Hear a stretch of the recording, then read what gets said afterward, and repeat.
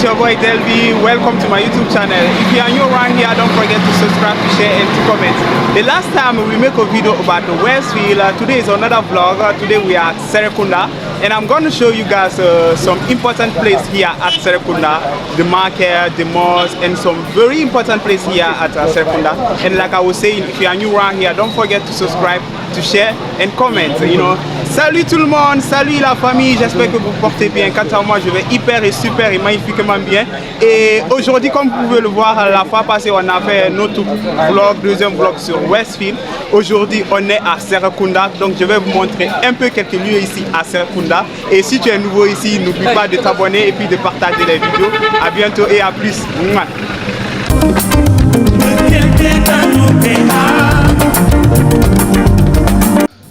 Coucou la famille, bienvenue à Serekunda. Là c'est le marché de Serekunda comme vous pouvez voir. À Serekunda ici, on y trouve tout. Pour toutes ces personnes là qui veulent venir ici en Gambie et puis qui veulent découvrir le marché gambien, la meilleure place c'est ici à Serekunda. On y vend de n'importe quoi ici. Tout ce que tu as besoin, si tu viens dans le marché de Serekunda, tu vas le trouver comme on le dit.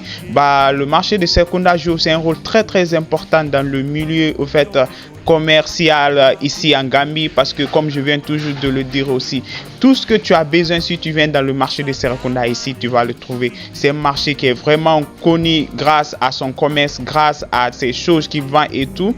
Et c'est le marché de Serekunda, l'un des tout premiers marchés de Serekunda. C'est un peu ça.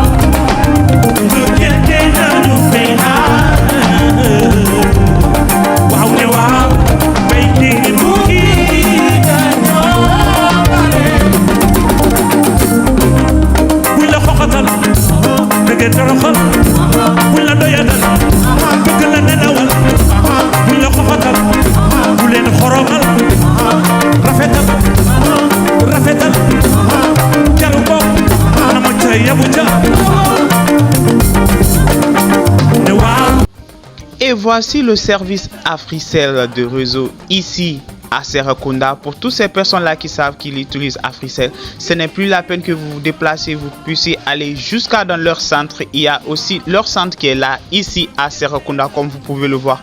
Pour toutes ces personnes-là qui veulent avoir de renseignements sur les réseaux Africell et tout, voici leur place ici à Serekunda. Vous pouvez venir y visiter et puis prendre les renseignements et tout ce que vous avez besoin. Et là, ça se trouve juste sur le rond-point. Et juste à côté, nous avons l'autre marché qu'on appelle Black Market, là où on vend toutes sortes de mobiles et toutes sortes de types de mobiles. Africell, le centre d'Africell qui se trouve ici, c'est leur Customer Service, comme on le dit en anglais, Customer Care Service. Donc pour toutes ces personnes-là, je redis encore, qui utilisent Africell et qui veulent avoir plus d'informations sur les réseaux, voici la place parfaite où vous pouvez venir et puis prendre les informations. C'est un peu ça.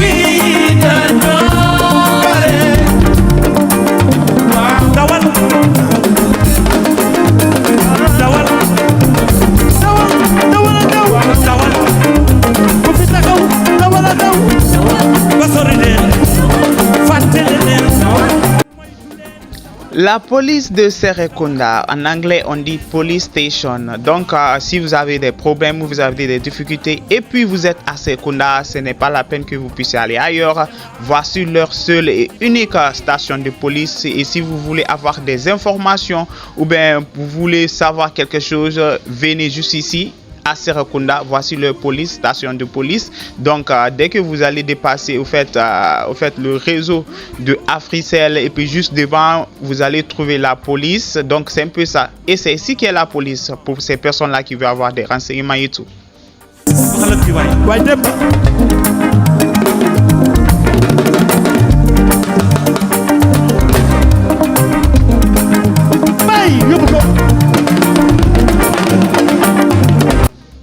Reliance, nous avons la banque Reliance. Reliance, c'est l'une des banques économiques. Si vous avez besoin de garder votre argent et puis pour avoir plus de profit, voici la banque Reliance. Là, vous pouvez venir juste en face de la police station de Serekunda. Vous pouvez venir et garder votre argent pour avoir plus de bénéfices ou bien pour avoir plus d'informations. Vous pouvez venir juste à Serekunda en face de la police station et puis vous rentrez à l'intérieur et puis vous demandez plus d'informations par rapport à la banque, comme je viens tout juste de le dire.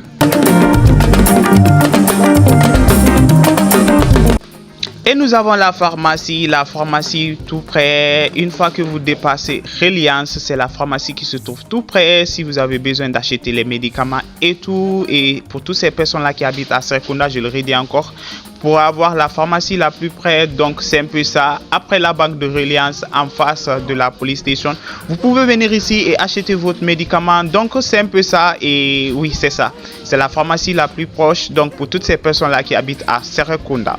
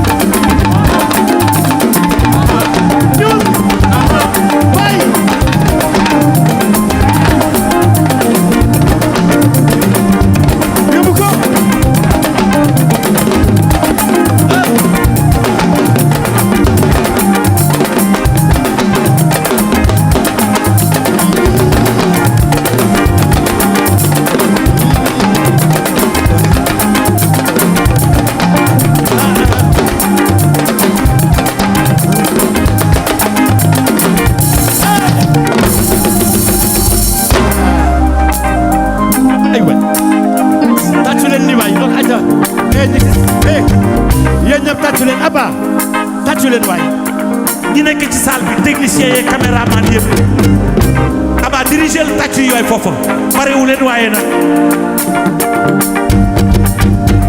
tàccu cey lii Baye Niass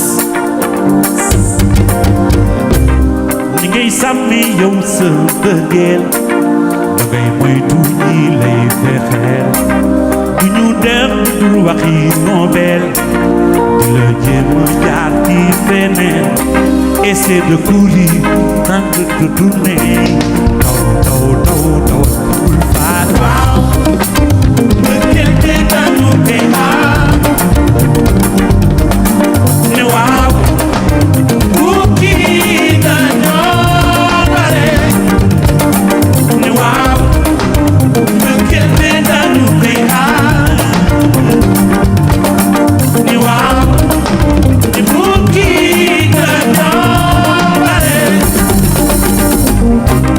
defal ni guitar bu jigéen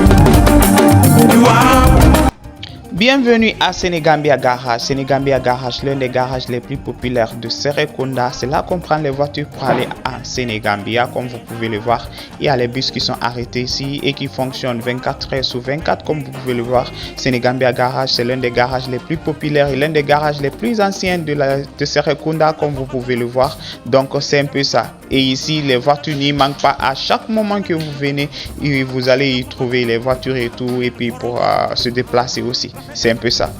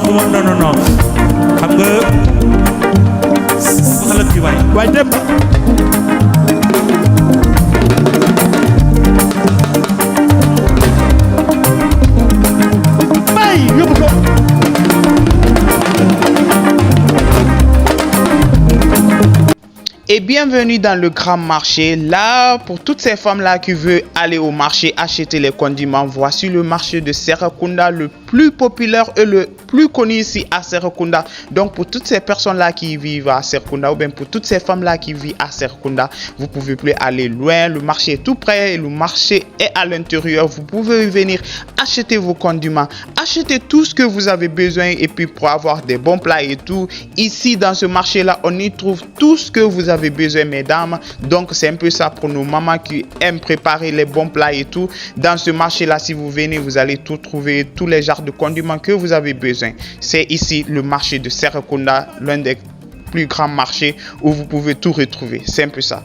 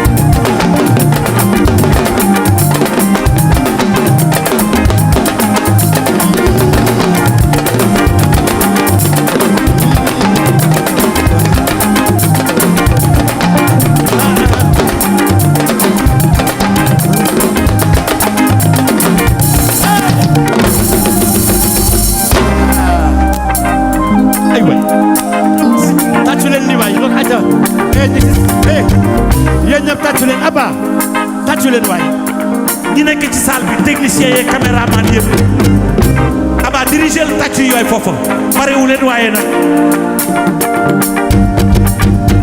tàccu cey lii Baye Niass ni ngay sàmmi yow sa bëggeel da ngay moytu ñi lay fexeel du ñu dem du waxi Nobel di la jéem a jaar ci feneen essaie de courir tente de tourner daw bul faat waaw bëggeel te dañu te ne waaw kii dañoo bare ne waaw bëggeel te dañu te ne waaw kii dañoo bare defal nii ginaar bu jigéen bañ a xool lu jógee feneen yow defoo leen seen waxul te gëteen daw bul faale asalaamaaleykum ci neen dañuy daal wax leneen joojee de courir sans te retourner daw bul faale waaw bëggeel te dañu koy aar waaw kii dañoo bare ne waaw bëggeel te dañu koy aar waaw ne waaw bay dégg kii dañoo bare buñ la xoxatal dëgg toroxal buñ la doyadal bëgg la nenawal buñ la xoxatal bu leen xoromal rafetal jaru ko na ma ca yabu ca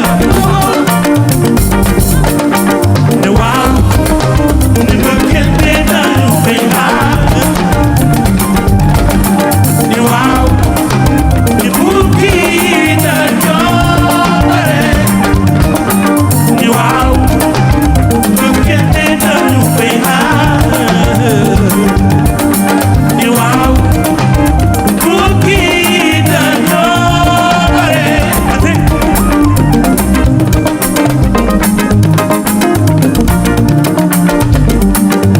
buñ la toroxal buñ la doyadal bëgg la. Bienvenue en syndicat. On ne pourra pas parler du marché de Serekunda sans parler de syndicat. Syndicat, c'est l'un des endroits où on peut avoir tout en grossiste. Ça veut juste dire que tous ces grands camions qui quittent dans d'autres pays, qui amènent des marchandises, que ce soit des légumes, que ce soit des fruits et tout, c'est là que tous ces marchandises-là descendent ici à syndicat. Donc, si vous êtes nouveau à Serekunda et puis vous voulez découvrir le marché de syndicat là-bas à Serekunda, c'est plus facile. Donc, c'est un peu ça. Dès que vous demandez des syndicats et ils vont vous le montrer et tout, c'est l'endroit vraiment où vous pouvez tout retrouver. Il y a aussi des grands magasins où il y a tous ces vendeurs et vendeuses au fait de tissus.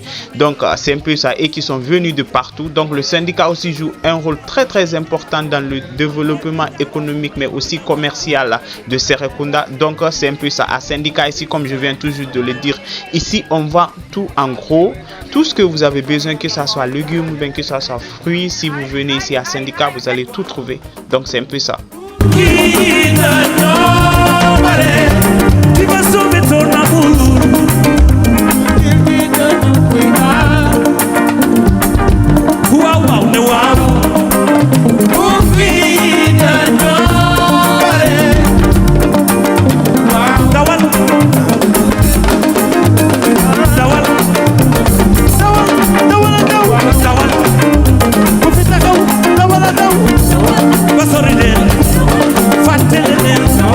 Moytu leen dawal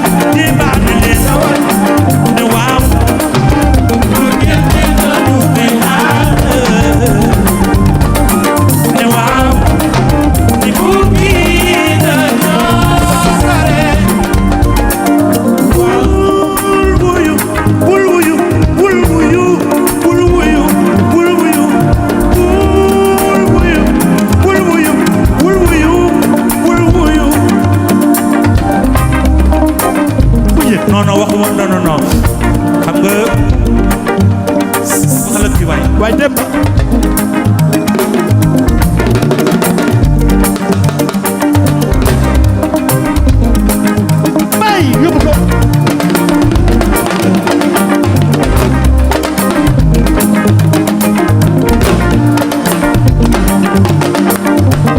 Ay bay. Et voici, nous avons cette petite centre de santé, comme vous pouvez le voir, là aussi à l'intérieur de Serekunda, pour toutes ces personnes-là qui sont malades, bien pour toutes ces personnes-là vraiment qui s'inquiètent avant d'aller jusqu'en ville, dans les grands hôpitaux. Il y a leur centre de santé qui est ici, dans le marché de syndicat à l'intérieur de Serekunda. Donc pour toutes ces personnes-là qui sont proches de Serekunda, ce n'est plus la peine que vous ayez loin. Voici le centre de santé. Finalement, nous avons la mosquée Haïdara Plaza, l'un des mosquées les plus connus ici de Serekunda, et puis l'un des mosquées aussi qui joue un rôle très important du milieu religieux ici à Serekunda. Et c'est l'un des mosquées aussi, tous les musulmans de Serekunda se retrouvent chaque vendredi, comme vous pouvez le voir sur les images, car ce mosquée-là joue un rôle très important ici dans le marché de Serekunda. Donc c'est un peu ça.